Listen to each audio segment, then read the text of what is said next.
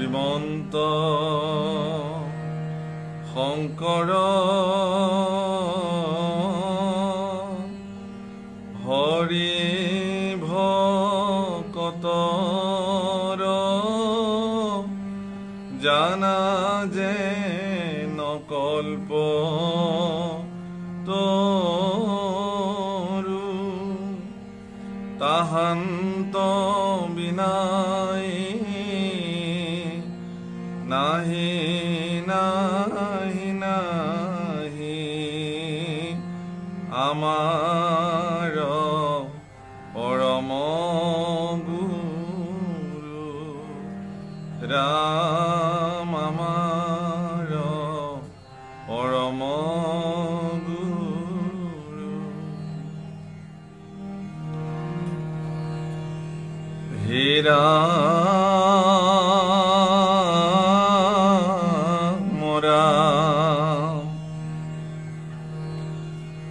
राम गोत्र हत्या पातक करिया युधिष्ठिर माधवर प्रबुधेनो भैल मनस्थिर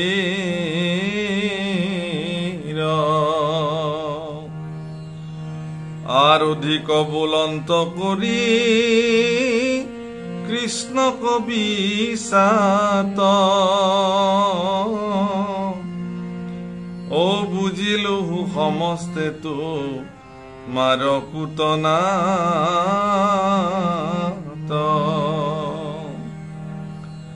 आर कांदंत करिल बुली सुहृद विघात ব্যাসৰ বাক্যত নাহি ৰাজাৰ সংজাত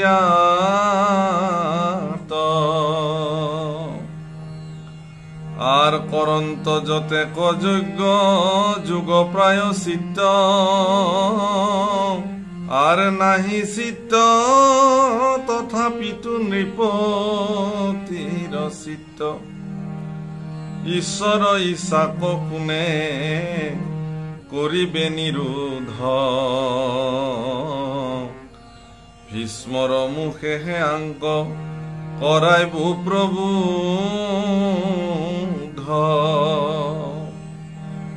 আৰ হেন মনে মানিলন্ত ঈশ্বৰ মাধয়ে আৰ গৈলা কুৰু ক্ষেত্ৰ পাণ্ডব বান্ধৱে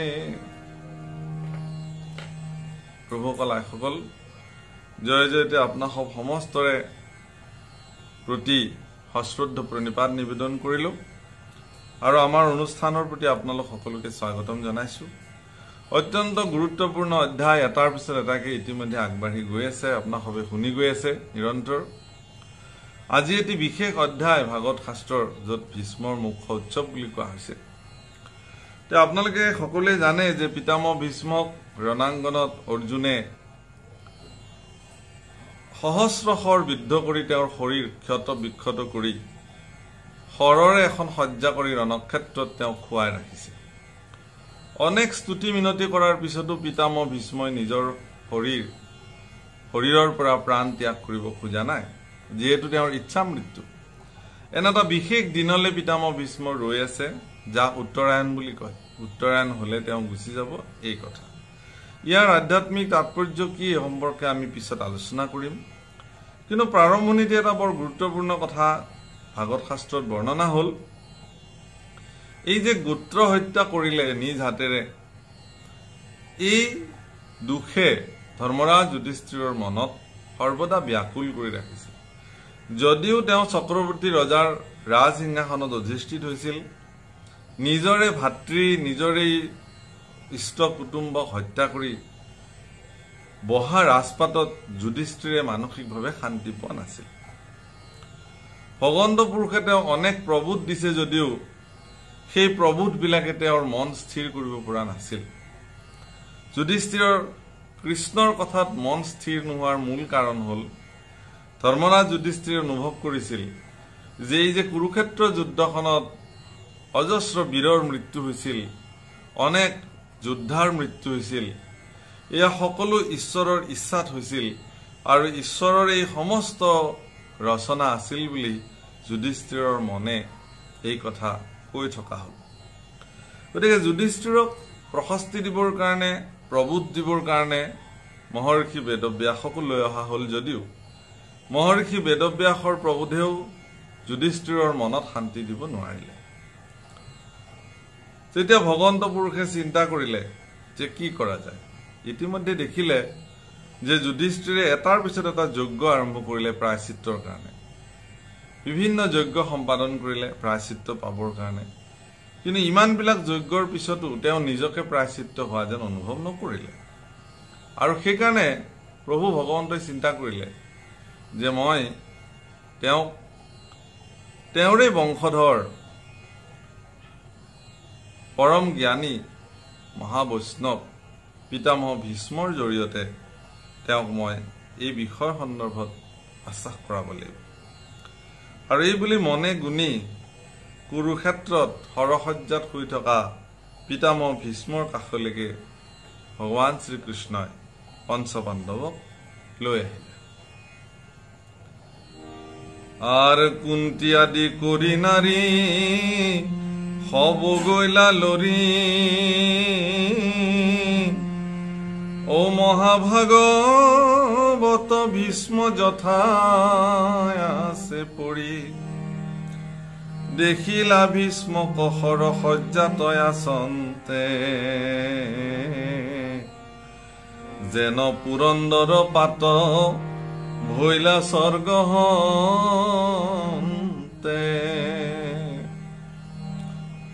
আনকি পঞ্চপাণ্ডৱৰ লগত কুন্তি আদি প্ৰমুখে নাৰীসকলো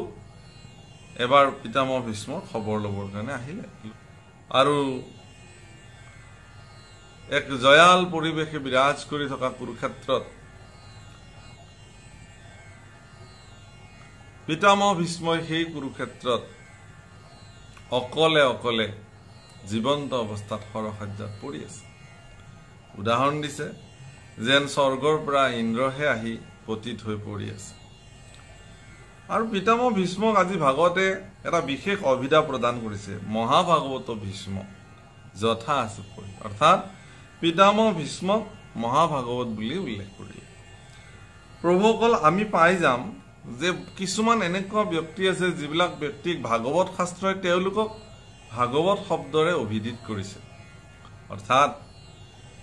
যিসকল ব্যক্তিক ভাগৱত শব্দৰে ভাগৱতে অভিহিত কৰিছে তেওঁলোক চৈতন্য ভাগৱত। আৰু ভাগৱত হিচাপে অভিহিত হ'বৰ কাৰণে ভাগৱতে যিসমূহ চৰিত্ৰ নিৰ্ণয় কৰিছে, যিসমূহ কাৰ্য নিৰ্ণয় কৰিছে, সেইসমূহৰ ভিতৰত পিতামহ ভীষ্ম এগৰাকী আছিল। তো সকলোৱে গৈ দেখিলে, পঞ্চপাণ্ডৱ প্ৰমুখে সকলোৱে গৈ দেখিলে যে অৰ্জুনে প্ৰদান কৰা সেই হৰসজ্জাত পিতামহ ভীষ্ম একেশ্বৰে শুই আছে। আর যত দেব ঋষি রাজ ঋষি ব্রহ্ম ঋষি, আর নারদ প্রমুখে তৈতে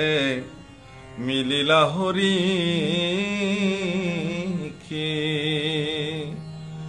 ব্যাস শুক বশিষ্ঠ প্রমুখে ঋষি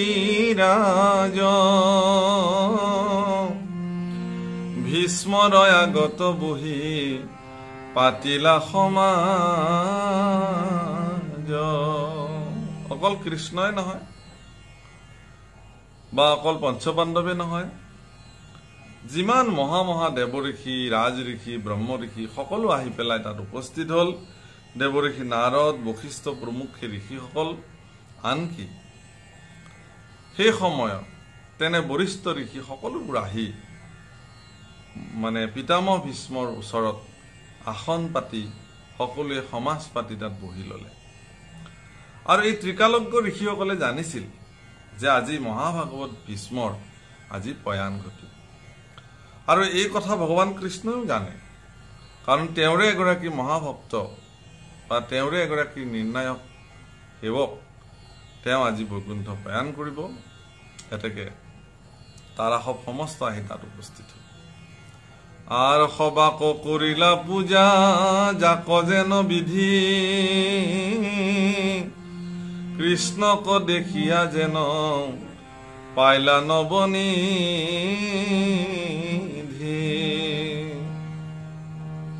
হাদরে আগত আনি বৈখাইলায়াখনে পাদ্য অৰ্ঘ ধূপ দীপ দিলা সবে মানে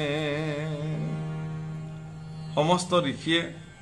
সেই সময়ত ভগৱান কৃষ্ণক দেখি সকলো আনন্দিত হল আৰু তেওঁক ভগৱান কৃষ্ণ সকলোৰে সন্মুখত আসন দিলে পাদ্যে অৰ্ঘে ধূপে দীপে সমস্ত ঋষিয়ে ভগৱান কৃষ্ণক পূজা কৰিলে আৰু বহিব দিলে আৰ ভীষ্মৰ অৱস্থা দেখি হলতুক মুখ কাষতে আসন্ত পাঞ্চু ভাই মহা দুখ আৰ কুন্তি সত্যৱতী আদি কান্দৈ নাৰীগণে দেখিয়া ভীষ্মৰ মৰ্ম চৰি গইলা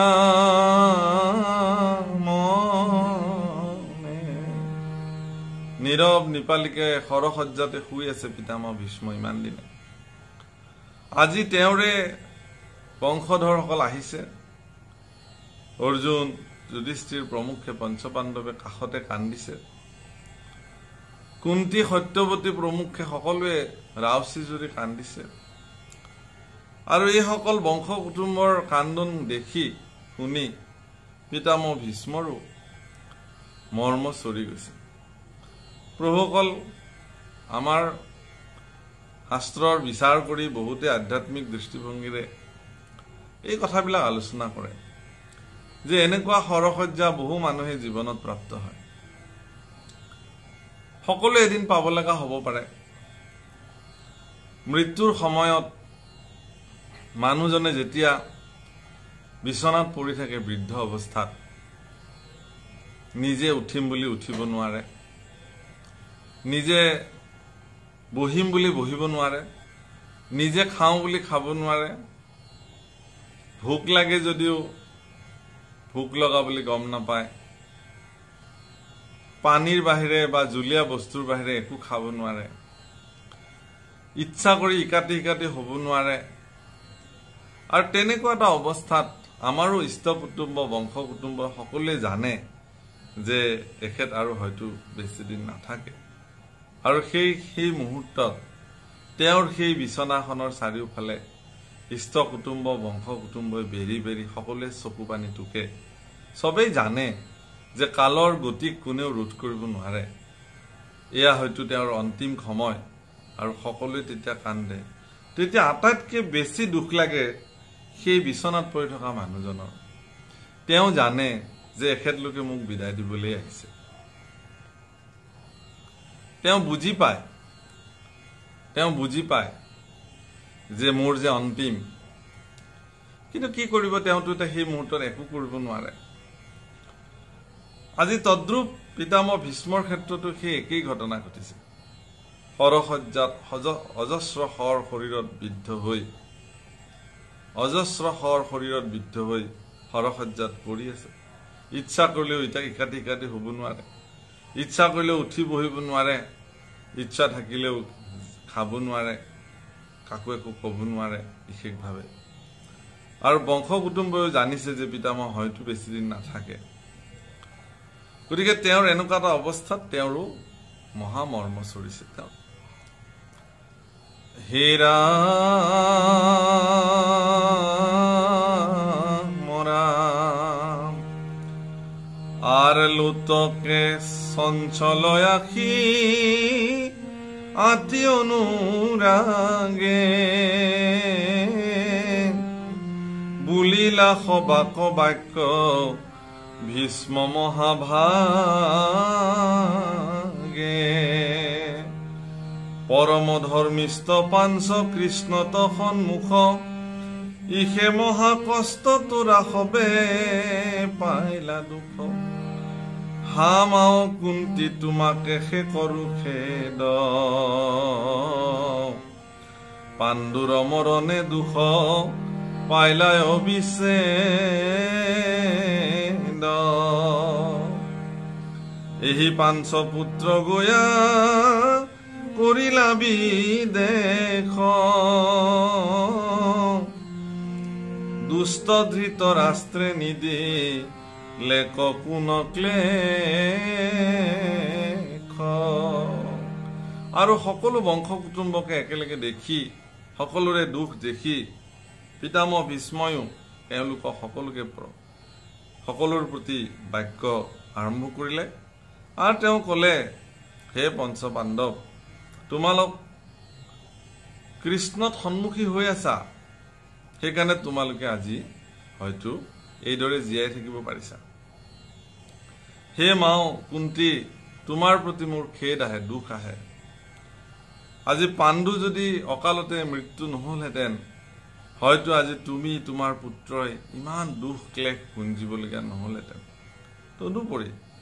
এই দুষ্টমতী ধৃতৰাষ্ট্ৰই তোমাক কিমান কষ্ট নিদিলে কি নিদিলে তোমাক দুখ সেই কথা মই আজি অনুভৱ কৰি মই মৰ্ম চুৰি যায় অৰ্থাৎ পিতামহ ভীষ্ম যদিও ধৃতৰাষ্ট্ৰৰ পক্ষে যুদ্ধ কৰিছিল কিন্তু অন্তঃকৰণে পিতামহ ভীষ্মই ধৰ্মৰাজ যুধিষ্ঠিৰৰ পক্ষত আছিল আপোনালোক সকলোৱে জানে যে পিতামহ ভীষ্ম কুৰুক্ষেত্ৰ যুদ্ধত যুধিষ্ঠিৰৰ দৰে ধৰ্মৰাজ বা ধৰ্মৰ পক্ষত অৱস্থান কৰিব নোৱাৰাৰ মূল কাৰণ হ'ল তেওঁৰ প্ৰতিজ্ঞা তেওঁ যি প্ৰতিজ্ঞা কৰিছিল সেই প্ৰতিজ্ঞাখিনিক ৰক্ষা কৰিবৰ কাৰণে পিতামহ ভীষ্মই কৌৰৱৰ ক্ষেত্ৰত ৰণাংগনত তেওঁলোকৰ পক্ষত যুদ্ধ কৰিবৰ কাৰণে আহিলে কাৰণ তেওঁৰ প্ৰতিজ্ঞাই আছিল যে হস্তিনাপুৰৰ সিংহাসনক যদি কোনোবাই আক্ৰমণ কৰিবলৈ আহে তেওঁ যোনেই নহওক হস্তিনাপুৰৰ সিংহাসন ৰক্ষাৰ খাতিৰত মই তেওঁলোকৰ বিৰুদ্ধে যুঁজিবই লাগিব গতিকে আজি যুধিষ্ঠিৰো সেই একেই হস্তিনাপুৰৰ সিংহাসনৰ কাৰণে তাৰ বিৰোধী হৈ তেওঁ যুদ্ধ কৰিবলৈ আহিছে এতেকে অত্যন্ত প্ৰিয় পাত্ৰ হোৱাৰ পিছতো যুধিষ্ঠিৰৰ পক্ষত পিতামহ ভীষ্মই ৰণাংগনত অৱতীৰ্ণ হ'ব নোৱাৰিলে গতিকে সেই এটা তেওঁৰ জীৱনৰ আটাইতকৈ চূড়ান্ত দুখ তেওঁ জানে যে ধৰ্মৰ পক্ষ কোনটো আৰু তথাপিও পিতামহ ভীষ্মই ধৰ্মৰ পক্ষত যুঁজিব নোৱাৰাটো চূড়ান্ত জীৱনৰ দুখ প্ৰভুসকল মানুহে যদি ন্যায় কি সত্য কি তাক যদি নিৰ্ণয় কৰিব নোৱাৰে বা নিৰ্ণয় কৰিব নোৱাৰি পেলাই তেওঁ যদি অন্যায়ৰ পক্ষত অৱস্থান কৰে সেইটো বেছি দুখ নহয় কিন্তু যেতিয়া এজন মানুহে কোনটো ন্যায় কোনটো অন্যায় পক্ষ এই কথাটো জানে জনাৰ পিছতো যদি তেওঁ অন্যায়ৰ পক্ষত অৱস্থান কৰিবলগীয়া হয় তেতিয়াহ'লে সজ্জনসকলৰ তাতকৈ আৰু ডাঙৰ পীড়া নাই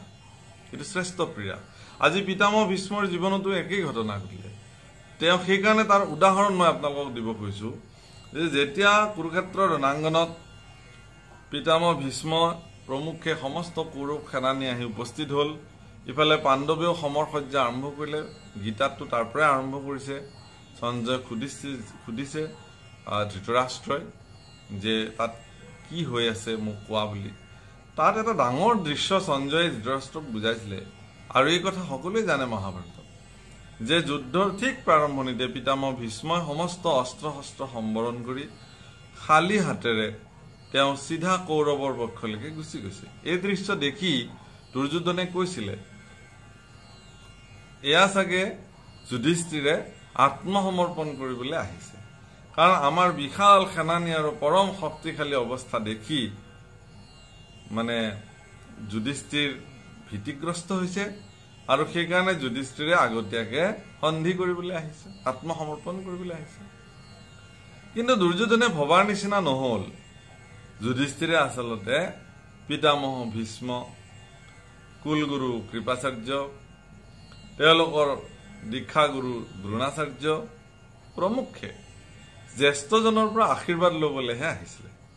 আৰু যিটো কাম ধৰ্মৰাজ যুধিষ্ঠিৰৰ ক্ষেত্ৰতে সম্ভৱ শত্ৰুৰ পৰাও যিজনে আশীৰ্বাদ আদায় কৰিব পাৰে মই এইটো কথা আকৌ কৈছো এবাৰ আজিৰ প্ৰজন্ম নৱপ্ৰজন্মই মোৰ ভাগত শুনে যে পৃথিৱীত মিত্ৰৰ পৰা শুভাকাংক্ষীৰ পৰা শুভাকাংক্ষা পোৱাটো ডাঙৰ কথা নহয় কিন্তু শত্ৰুৰ পৰা যদি শুভাকাংক্ষী আদায় কৰিব পাৰি পৃথিৱীত ডাঙৰ বিজয় বুলি সাব্যস্ত কৰা হয় আৰু সদায় এইটো কথা মন কৰিব লাগে যে কোনোবাই মোক যদি বেয়া পায় সেই বেয়া পোৱা মানুহজনৰ অন্তৰ জয় কৰিব পৰাজনে পৃথিৱীত শ্ৰেষ্ঠ বীৰ হিচাপে পৰিগণিত হৈছে সেইফালৰ পৰা গাণ্ডীৱধাৰী অৰ্জুনতকৈও শ্ৰেষ্ঠ বীৰ হিচাপে যুধিষ্ঠিৰ বিবেচিত হয়। কিয় যে যুদ্ধৰ প্ৰাৰম্ভণিতে তেওঁ কুলগুৰু কৃপাচাৰ্যৰ চৰণ স্পৰ্শ কৰি যে গুৰুদেৱ তুমি আমাৰ কুলগুৰু, গতিকে মই এখন যুদ্ধত ভাগ ল'বলৈ ওলাইছো, গতিকে মোক তুমি আশীৰ্বাদ দিয়া। আৰু কুলগুৰুৱে তেওঁ আশীৰ্বাদ দিছে, বিজয় ভৱ পুত্ৰ এই বুলি কৈছে। দ্ৰোণাচাৰ্যৰ ওচৰলৈ গৈছে যে গুৰুদেৱ তুমিতো মোৰ দীক্ষা গুৰু, মোৰ এই অস্ত্ৰ বিদ্যা তুমি মোৰ গুৰু, গতিকে আজি মই তোমাৰ কৃপাত মই যি অস্ত্ৰ বিদ্যা শিকিছিলো সেই অস্ত্ৰ বিদ্যাৰ কাৰণে বা সেই অস্ত্ৰ বিদ্যা লৈ মই আজি এখন বিশাল যুদ্ধত অৱতীৰ্ণ হ'বলৈ ওলাইছো, গতিকে মোৰ দীক্ষাগুৰু হিচাপে তুমি মোক আশীৰ্বাদ নিদিবা নেকি? এই বুলি চৰণ স্পৰ্শ কৰি যেতিয়া গুৰুদেৱ দ্ৰোণাচাৰ্যৰ পৰা আশীৰ্বাদ লৈছিল, দ্ৰোণাচাৰ্যই অন্তঃকৰণে আশীৰ্বাদ দিছিল, বিজয় ভৱ পুত্ৰ, হে শিষ্য মোৰ প্ৰিয় শিষ্য তোমাৰ জয় হওক। আৰু পিতামহ ভীষ্মৰ ওচৰলৈকৈ যেতিয়া আহিছিলে যে তুমিতো আমাৰ আটাইতকৈ বয়োজ্যেষ্ঠ আমাৰ কুলৰ পিতামহ, গতিকে মই এখন যুদ্ধত ভাগ ল'বলৈ ওলাইছো আৰু এই যুদ্ধখনত মোক তুমি আশীৰ্বাদ দিয়া। আৰু পিতামহ ভীষ্মই আশীৰ্বাদ দিছিল যে বিজয় ভৱ পুত্ৰ তোমাৰ জয় হওক। তেতিয়া যুধিষ্ঠিৰে সুধিছিল যে পিতামহ তুমিতো মোক বিজয় হ'বলৈ ক'লা, কিন্তু এইখন যুদ্ধৰতো তুমিও এগৰাকী প্ৰধান সেনাপতি হিচাপে বা তুমি এগৰাকী বীৰ যোদ্ধা হিচাপে আহি উপস্থিত হৈছা, গতিকে তোমাকতো হৰুৱাব পৰা ব্যক্তি পৃথিৱীত কোনোৱে নাই, কোনো মানুহে তোমাক পৰাজয় কৰিব নোৱাৰে। যদি তোমাকে পৰাজয় কৰিব নোৱাৰো তেতিয়াহ'লে মোৰ দেখোন বিজয় আপোন নহবই, তোমাৰ আশীৰ্বাদটো মোৰ দেখোন কামতে নাহিব। তেতিয়া পিতামহ ভীষ্মই যুধিষ্ঠিৰক কৈছে যে হে বৎস, মোক কোনো নৰে মোক বা কোনো নৰ বা কোনো নাৰীয়ে বিশেষভাৱে কৈছিল যে কোনো নৰে মোক কি কৰিব নোৱাৰিব, মোক পৰাজয় কৰিব নোৱাৰে, যোৱা তোমাৰ বিজয়। আৰু এই কথাখিনি ভগৱান কৃষ্ণৰ আগত যেতিয়া আহি কৈছিলে যুধিষ্ঠিৰে, তেতিয়া ভগৱান কৃষ্ণই বুজি পাইছিল যে কোনো মানে নৰে পিতামহ ভীষ্মক পৰাজয় কৰিব নোৱাৰে। আৰু তেতিয়া কৃষ্ণই সিদ্ধান্ত লৈছিল যে এনেকুৱা এজন যোদ্ধাক পিতামহ ভীষ্মৰ আগত সময়ত থিয় কৰাব লাগিব যিজন নৰো নহয় নাৰীও নহয়। আৰু তেনেকুৱা অৱস্থাতেই এইবোৰ সকলোৱে জানে পিতামহ ভীষ্মক কেনেকৈ খৰসজ্জাত পেলোৱা হৈছিল, কাক ঢাল হিচাপে শিখণ্ডী কি ধৰণে ঢাল হিচাপে লোৱা হৈছিল। শিখণ্ডী নৰো নাছিল নাৰীও নাছিল, মধ্যাৱস্থা আছিলে, চবেই জানে এই কথাটো কিন্নৰ আছিলে।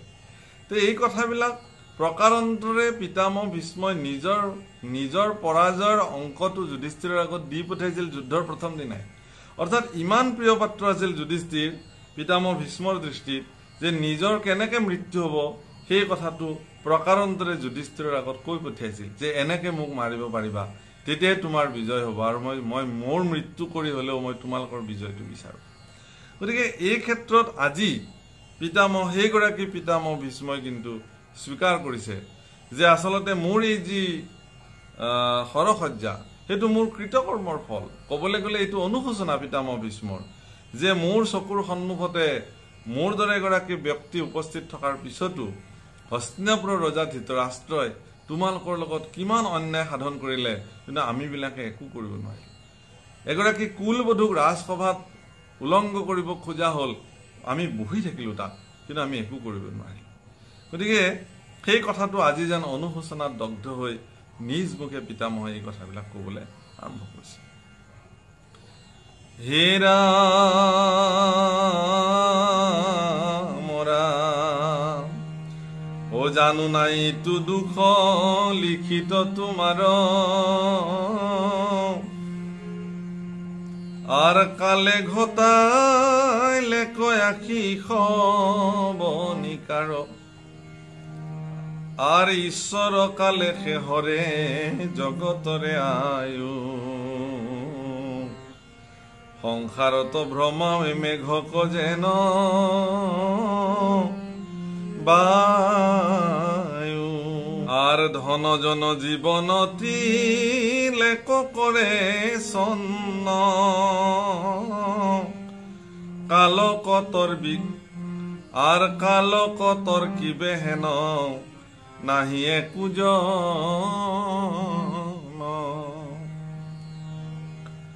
আর অতি অঘটনকো ঘটাৱে কালে আনি, পৰম আচাৰ্যই শুনা সবে প্ৰাণী ৰাম জয়িত ধৰ্ম ৰাজা গদা পানী বৃকুদৰ ধনঞ্জয় যথাত গান দিব ধনু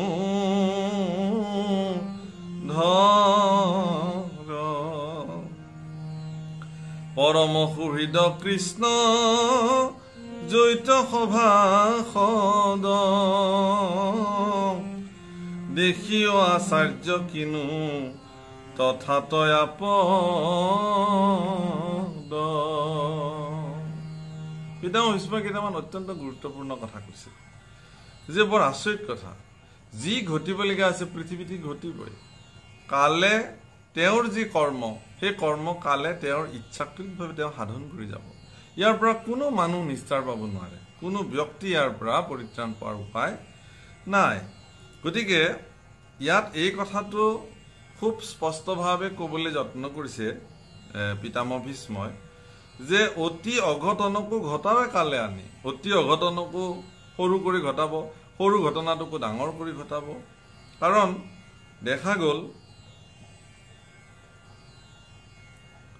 দেখা গ'ল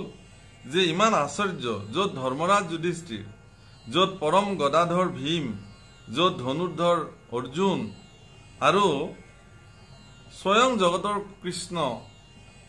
লগত থকাৰ পিছতো কি আশ্চৰ্য যে সেই পৰিয়ালটোত ইমান বিপদ কেনেকৈ আহিব পাৰে গতিকে কালৰ দ্বাৰা যিবিলাক নিৰ্ণীত পৰিঘটনা তাক কোনেও নুই কৰিব নোৱাৰে হয়তো তাক কম বেছি কৰিব পাৰে হয়তো ইফাল ইফাল কৰিব পাৰে কিন্তু হ'বলগীয়াটো কোনেও নোহোৱা কৰিব নোৱাৰে কাৰণ এই পৰিঘটনাসমূহ হ'ব লাগিবই কালৰ চক্ৰত বা বিধিৰ বিধানত বিভিন্ন কাৰণত এই পৰিকল্পনাবিলাক ৰচনা কৰা হ'ল আপোনালোকে মন কৰিব পিছত এই কথা পিতামহ ভীষ্মৰ মুখে ওলাব বা আমিও জানিম বা এই কথা আমি পাম ভগৱান কৃষ্ণই ক'ব যে এই সকলো পৰিঘটনা অৰ্থাৎ তেওঁলোকৰ ইমান দুখ পঞ্চপাণ্ডৱৰ জীৱনৰ ইমান বিপদ দ্ৰৌপদীৰ ইমান লাঞ্ছনা কুন্তীৰ দৰে মহিয়সী মাতৃৰ ইমান যন্ত্ৰণা এই সকলোবিলাকৰ সংমিশ্ৰণত কি হৈছিল 11 অক্ষৌহিণী দুষ্ট দৈত্য সেনা নিপাত হৈছিল যিটো ভগৱানৰ উদ্দেশ্য আছে পৃথিৱীত সেই দুষ্ট দৈত্যবিলাকৰ যদি ভাৰ যদি হৰণ নকৰিলেহেঁতেন যদি পঞ্চপাণ্ডৱৰ দৰে পৰম শক্তিশালী পৰাক্ৰমী বীৰসকলৰ মনত যদি সেই ক্ৰোধৰ অগ্নি নজ্বলিলহেঁতেন তেওঁলোকৰ দ্বাৰা সেই বিনাশ কাৰ্য নহলহেঁতেন তেতিয়াহ'লে পৃথিৱীত আজিও দুৰ্যোধন দুঃশাসনৰ দৰে সেই পাপিষ্টসকলৰ যি কাৰ্যক্ৰম আজিও পৃথিৱীত অটুট থাকিলহেঁতেন পৃথিৱী আজিও শান্তিকামী জগত এখন নহলহেঁতেন গতিকে সময়ৰ লগে লগে পৃথিৱীত তেনেকুৱা ধৰণৰ দুষ্ট দৈত্যৰ প্ৰাদুৰ্ভাৱ এতিয়াও হৈ আছে সেইবিলাককো নিধন হ'ব একনো সাৰি যাব নোৱাৰে দুষ্ট দৈত্যৰ কোনো কাৰণত নিস্তাৰ নাই সি দুদিনমান অলপ দবদব পাব ধান খেৰৰ জুই যেনেকৈ দবদবকৈ উঠে তাৰপিছত একদম ছাই হৈ যায় এই দুষ্টসকলৰ আজিৰ তাৰিখতো যদি কোনোবা তেনেকুৱা দুষ্টৰ প্ৰকোপ বা প্ৰৰোচনাত সেই দুষ্টসকলৰ কাৰণে পৃথিৱী যদি অশান্তি হৈছে তেওঁলোকো নিপাত হৈ যাব ঈশ্বৰে কৰিব এই কাম কোনোবাৰ দ্বাৰা হ'লেও কৰাব গতিকে এই কথা পিতামহ ভীষ্মই স্বীকাৰ কৰিছে আৰ ধৰ্মিষ্ঠ বলিষ্ঠ ধনুৰ্ধৰ কিছু নুই আৰ যেহি কৰে সেহি সেই ঈশ্বৰ সত্য হুই গতিকে এইবিলাক ধনুৰ্ধৰ গদাধৰ বলিষ্ঠ অবলিষ্ঠ এইবিলাকৰ কোনো কথা নাই অৰ্থাৎ পিতামহ ভীষ্মই এই কথাখিনি প্ৰকাৰান্তৰে যুধিষ্ঠিৰকে কৈছে কাৰণ যুধিষ্ঠিৰৰ মনৰ যিটো অশান্তি যে মই কি কৰিলো এইবিলাক যে এইবিলাক তুমি কৰা নাই যুধিষ্ঠিৰ এয়া ঈশ্বৰে কৰোৱাইছে কাৰণ এই যিবিলাক পৰিঘটনা বা কথা এইবিলাক সকলো আচলতে ঈশ্বৰৰ ইচ্ছাত আৰ ঈশ্বৰ চেষ্টা ক জানে কমন মহন্তে ব্ৰহ্মাহৰু মোহ যাই যাক বিচাৰন্তে গতিকে ঈশ্বৰৰ কি ইচ্ছা ঈশ্বৰৰ কি চেষ্টা তাক বিচাৰ কৰাটো ইমান সহজ নহয় পৰম পৰম জ্ঞানীজনে পৰম মহন্তসকলেও দিনে ৰাতি বিচাৰ কৰিও ঈশ্বৰৰ কাৰ্যৰ কোনো কাৰণৰ হিচাপ পত্ৰ পোৱা নাই কোনেও নাপায় কি ভাবি কি কৰে কি কাৰণত কি কৰিছে, কেনেকুৱা কৰ্ম সাধন কৰিছে, এটা কৰ্ম কৰিবলৈ 10টা কৰ্ম সাধন কৰিছে, সেইবিলাক আমাৰ নিচিনা মনুষ্যই একো তৎ নাপাওঁ। পিতামহ ভীষ্মই কৈছে যে আমাৰ দৰে মনুষ্যটো নাপাওঁৱেই, ব্ৰহ্মা হৰেও মোহিত হৈ যায়, তেওঁৰ মায়াৰ চক্ৰত পৰি মোহিত হৈ যায়, সেইবিলাক বিচাৰিবলৈ গৈ একো তৎ নাপায়। গতিকে সেই কথাখিনি পিতামহ ভীষ্মই অত্যন্ত গুৰুত্ব সহকাৰে বৰ্ণনা কৰিছে। ইয়াৰ পিছত পিতামহ ভীষ্মই আচলতে সেইজন ঈশ্বৰ কোন, তেওঁৰ স্বৰূপ কি, এই সম্পৰ্কে গূঢ়াৰ্থ কথা বৰ্ণনা কৰিছে আৰু সেইখিনি কথা আপোনাক সবে পাব। আমি আমাৰ পৰৱৰ্তী ভিডিঅ'ত এই কথাখিনি আমি পৰ্যালোচনা কৰিম। আজিলৈকে ইমানখিনিয়ে কৈ আপোনাক সকলোৰে প্ৰতি সশ্ৰদ্ধ প্ৰণিপাত নিবেদন কৰিলোঁ। আপোনালোক সুস্থ হৈ থাকক, আপোনালোক ঈশ্বৰৰ কল্যাণকামী দৃষ্টিৰে আপোনালোকে জীৱন নিৰ্বাহ কৰক। সকলোৰ প্ৰতি শুভকামনা নিবেদন কৰি আজিৰ বাণীক ইমানতে বিৰাম দিলোঁ। কৃষ্ণ।